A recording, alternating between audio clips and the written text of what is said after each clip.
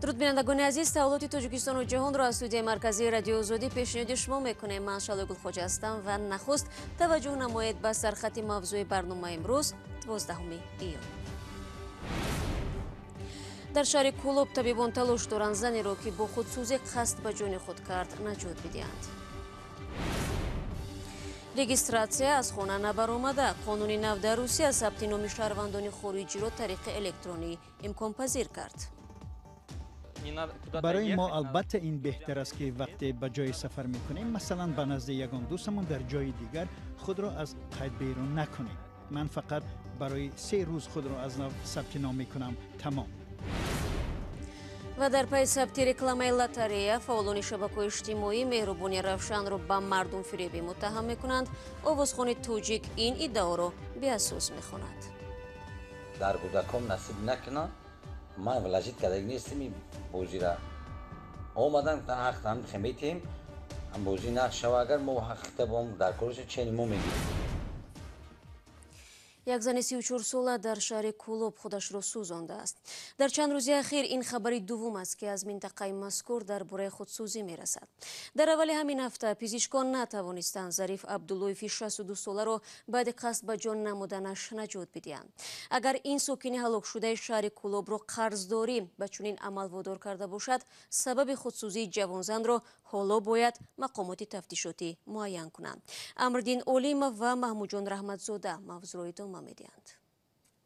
اولیمو چلوبای 34 ساله نیمه شب 10 ایون در حمام خانه‌اش دست به خودسوزی زده است و همان شب خانواده‌اش آتش را خاموش نموده اولیمو را به بیمارستان میبرند. انور اسماعیلوف معاون سردکتر بیمارخانه ولایتی شهر کولوب در صحبت با رادیو آزادی گفت که 96% بدن اولیمو سوخته است و آنها تمام تلاششان را برای نجات این زن انجام داده ایستادند. این مصاحبه ما گفت که متخصصان با تجربه را از دوشنبه هم دعوت کردند و اولیمو همیشه زیر نظارت آنها قرار دارد.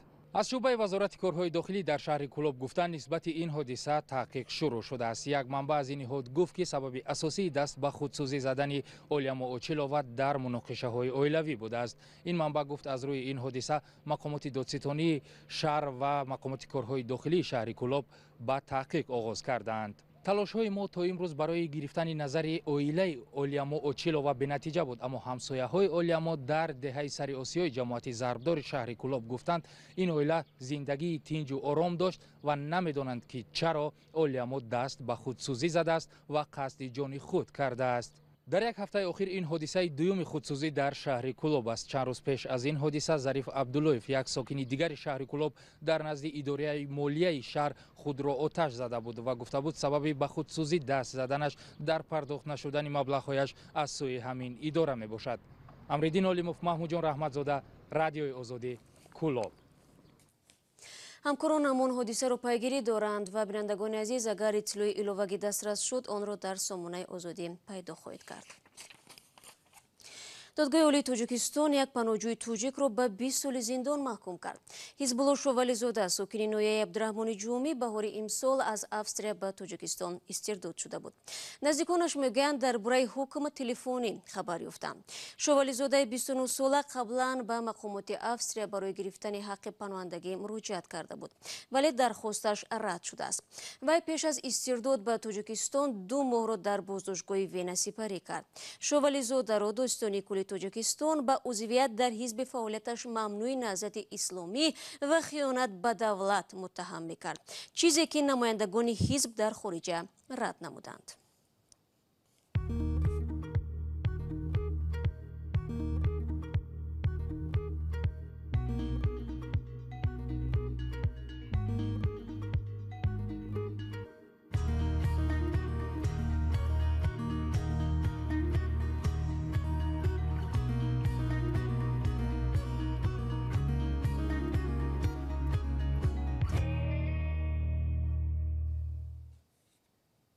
رو می‌آوریم به خبرهای دیگر. روسیه به قانون درباره ترتیب به قیدگیری مهاجران و شهروندان خارجی تغییر علاوه وارد کرد. همکنون مهاجران می‌توانند توسط پورتال خدمات دولتی یا گوس‌اوسلوگی و بدون نوبت‌پایی خود را ثبت نام کنند و یا آنهایی که در روسیه صاحب خانه شخصی باشند امکان پیدا می‌کنند مستقلانه شهروند خارجی را طریق الکترونی در قید خانه خود گذارند. گزارش تلویزیونی نستایش وریمه را کیومر سیاتام پیشنهاد می‌کند. فریدون یونوسوف دانشجوی تاجیک حالا در روسیه زندگی دارد. پیشتر برای سفری چند روزه به یک شهر دیگر مجبور بود از قید جای اقامت خود بیرون شود و بعداً خود را در قید مهمانخانه گذارد که فقط برای چند روز در آنجا میماند. اکثر مهاجران دیگر هم در روسیه هنگام سفری کاری از یک شهر به شهر دیگر به این مشکل روبرو می شدند. در قید اقامت اجاره گذاشتن خود برای مهاجران در روسیه کاری آسان نیست و محروم شدن از قید اصلی می توانست برای آنها مشکلات جدی‌تر ایجاد کند. در صورت رعایت نکردن این ترتیب مهاجران برای چند سال از روسیه اخراج یا دپورتاسیون می شدند.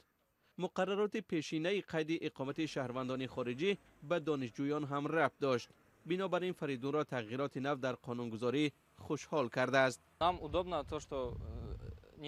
برای ما البته این بهتر است که وقتی به جای سفر میکنیم مثلا به نزد یگان دوستمون در جای دیگر خود را از قید بیرون نکنیم. من فقط برای 3 روز خود را از نو ثبت نام میکنم، تمام. تا این وقت ما باید از قید خانه‌ای که در آن زندگی داریم خود را بیرون میکردیم و دوباره جای دیگر ثبت مینمودیم. نوگانه دیگر هم این است که مهاجران می توانند حتی به حضور صاحب خانه توسط خدمات دولتی یا گوس‌اوسلوگی در جایی که استقامت دارند خود را به قید گذارند. برای این آنها باید تنها با خود وکالتنامه تصدیق شده نتریالی داشته باشند. مؤلفان طرح میگویند ترتیب نو برای حالتهای پیش بینی شده است که صاحب خانه در خارج از کشور است و نمیتواند در روند ثبت نام نفری در خانه‌اش شخصا شرکت کند. تغییرات نو در قانونگذاری برای آسان کردن کار شهروندان خارجی مهاجران و حامیان حقوق را خوشحال کرده است. سویتلانا سلامووا حامی حقوق مهاجران و رهبر سامانه میگرانتا نقطه رو میگوید که بالاخره صدای آنها به گوش مقامات روسیه رسید و قانون تغییر یافت. اکنون امکانیت پیدا می شود که شهروندان خارجی توسط خدمات دولتی یا گوس‌اوسلوگ در قید اداره مهاجرت گذاشته شوند.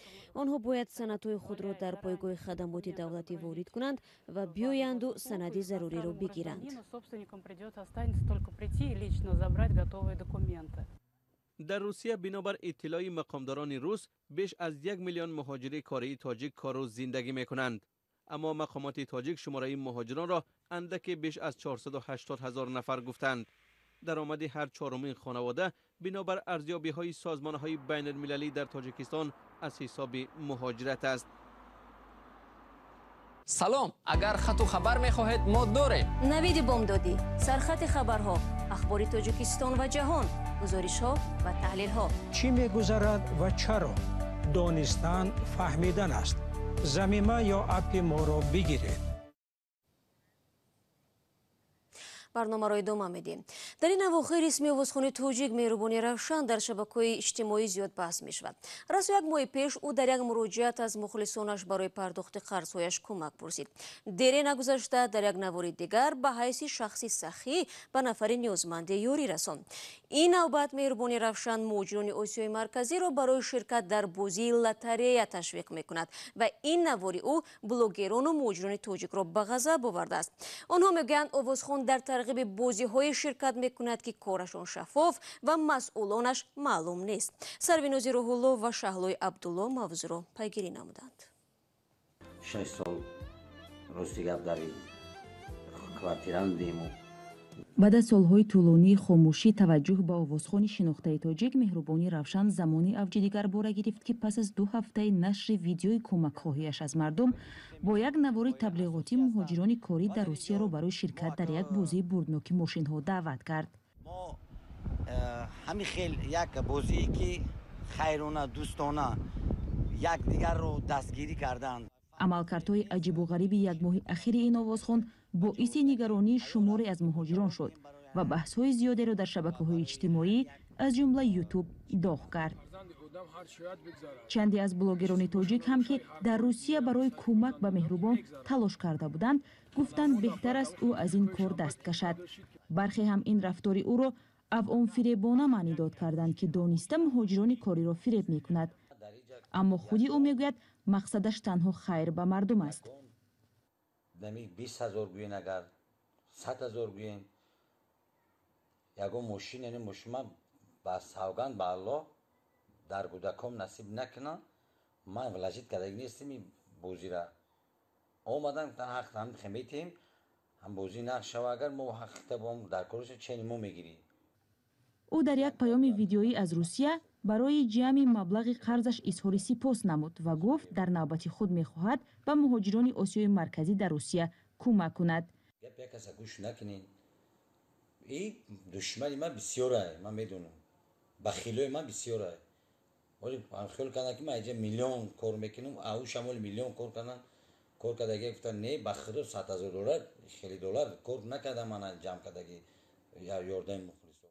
меҳрубони равшан соли 2005 бо таронаи Назира ҷонум вориди майдони мусиқӣ шуд.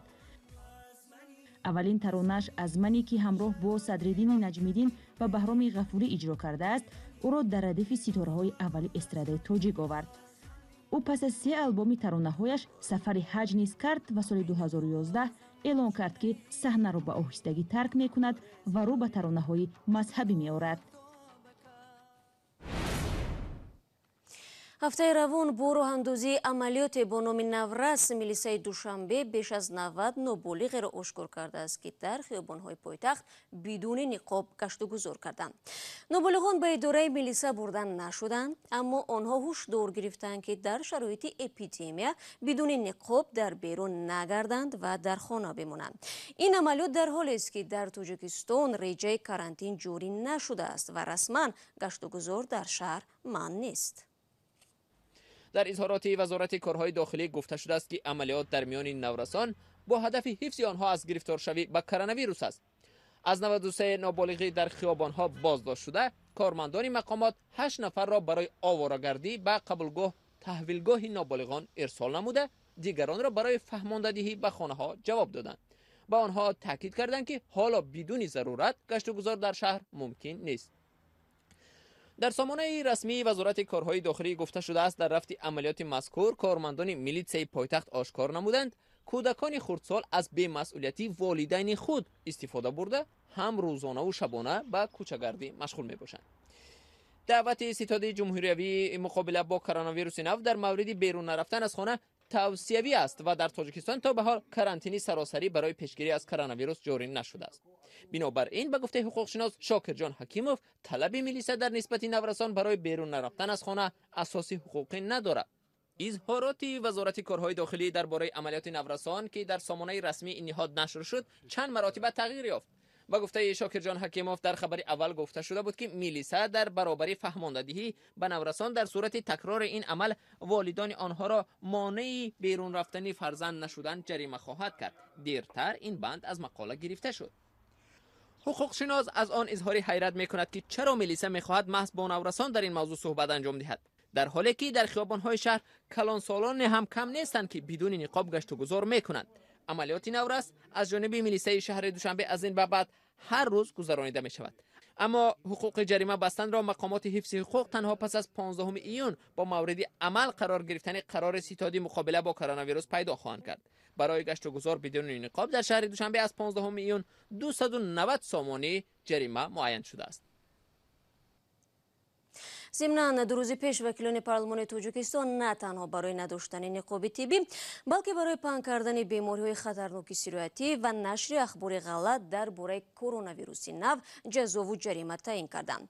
این تغییرات با کدکس جنایی و کدکس حقوق ویرانکنی ماموری توجیکستان هنوز به حکم اجرا ندرآمده است، زیرا باید پرزیدنت زیر آن امضا گذارد. خب با اینجا برنامه اخباری امروزه را به پایان میرسانیم. تا ملاقاتی بعدی در هفته نو، بینندگان عزیز شما میتوانید شبانه روزی خبرهای تازه را از وبسایت رادیوی آزادی بخونید. اگر خواستید گزارش‌های روز و جالب را تماشا کنید، پس به آزادی ویدیو کانال مخصوصی ما در یوتیوب بروید. شبکه‌های اجتماعی نیز در خدمت شما است. برایتان در 2 روز آینده تنی صحت و استراحت خوب می‌خواهیم. تا برنامه نوبتی در هفته نو، خدا نگهدار.